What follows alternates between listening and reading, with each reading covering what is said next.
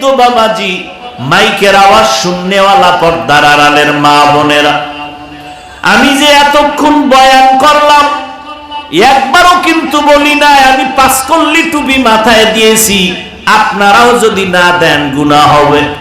একবারও বলি নাই, বলবো না। আমি কওমি মাদ্রাসার সন্তান, একবারও বলি না এ যুবকেরা কওমি মাদ্রাসায় যদি না পড়ো জাহান্নামে যাবা, বলি নাই, বলবো না। আমি তাবলীগের লাইনের সন্তান, যারা তাবলীগে যাও না তুমি জাহান্নামে যাইবা, একবারও বলি নাই। আমি আহলে হক পীর মাশায়েখের লাইনের সন্তান, একবারও বলি নাই বাবা পীরের কাছে যদি না যাও তুমি জাহান্নামে যাইবা, একবারও বলি নাই। ও যুবক, একবারও বলি নাই তুমি স্কুল কলেজ বাদ দিয়া মাদ্রাসায় ঢুকিয়া আমগো মতো হুজুর হইয়া যাও, একবারও বলি নাই, বলবো না। তাহলে আমি কি বুঝাইতে চাই? ও বাবা তুমি স্কুলে পড়ো, কলেজে পড়ো, চাকরি করো, ব্যবসা করো, বাধা নাই। বুঝাইতে চাই দুইটা কথা অন্তরের মধ্যে অল টাইম জমা রাখবা।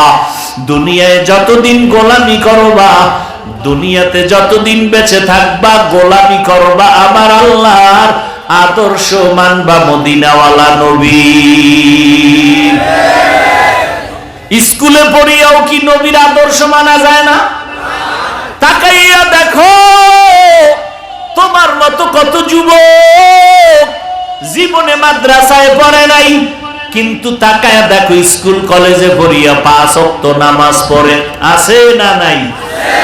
আল্লাহ তোমারে বিবেক দিয়েছে, বলো বাবা তুমি কেন পারবা না? আমিও মুসলমান, তুমিও মুসলমান, তোমার আমার আল্লাহ এক, নবী এক, কাবা এক, কোরআন এক, অথচ নামাজ পড়তে তোমার লজ্জা লাগে আর আমার নামাজ না পড়লে লজ্জা লাগে। তুমি কেমন মুসলমান? তোমার টুপি মাথায় দিতে লজ্জা লাগে আর আমার টুপি মাথায় না দিলে লজ্জা লাগে। তোমার দাড়ি রাখতে লজ্জা লাগে আর আমার দাড়ি কাটতে লজ্জা লাগে। বিষয়টা কি রে বাবা? সবাই কিন্তু এক আল্লাহর গোলাম, একই নবীর উম্মত। ও নবীর আশিকের দল, এর একমাত্র কারণ হলো আল্লাহর আযাবের ভয় আমাদের অন্তরে নাই।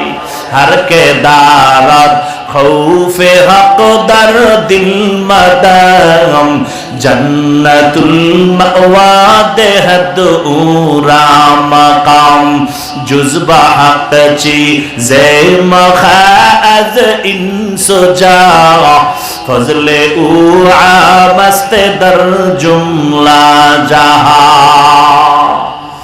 আল্লাহ তাআলার ভয় অন্তরে ঢুকাও। এই বয়ান আর যত কিছু আছে সবার একটাই আওয়াজ, একটাই পদ্ধতি, একটাই কর্মসূচি। আল্লাহর ভয় অন্তরে জমা করিয়া বান্দা তুমি গুনাহ থেকে নিজেরে বাঁচাও।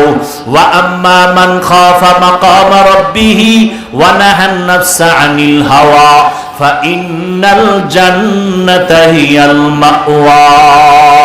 যারা আল্লাহর আদালতে দাঁড়াইয়া, আল্লাহর আদালতে দাঁড়ায়া হিসাব দেওয়ার ভয় অন্তরে জমা করিয়া গুনাহ থেকে নিজেকে বাঁচাইয়া রাখবে, আল্লাহ তাআলা বলেন আমি তাদের ঠিকানা রাখলাম স্থায়ী জান্নাতুল মাওয়া।